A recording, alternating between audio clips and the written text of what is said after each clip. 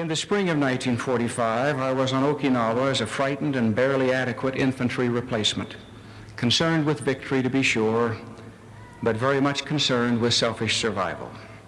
Japanese artillery pieces had tried for several days without success to hit the little plateau on which our mortar squad was located. Then one evening, they dropped 3 shells on us. They had finally found the range, and we knew it, and surely they knew it.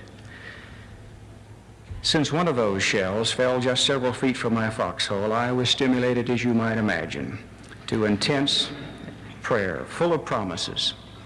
Strangely, no more shells fell near us that evening, at the very time when more shells should have been fired for effect. Foxhole faith brought some blessings that evening, but it caused me to make some covenants which I am still striving to keep. I served 3 long years in the military in World War II. At one time, when we were in peril of our ship capsizing in a horrendous storm in the Pacific, I put myself in the Lord's hand and fervently promised Him that if I survived, I would try to serve Him all of the days of my life. At times I have stumbled and been less than I should have been. All of us experience those wrenching, defining, difficult decisions that move us to a higher level of spirituality. They are the Gethsemanes of our lives that bring with them great pain and anguish.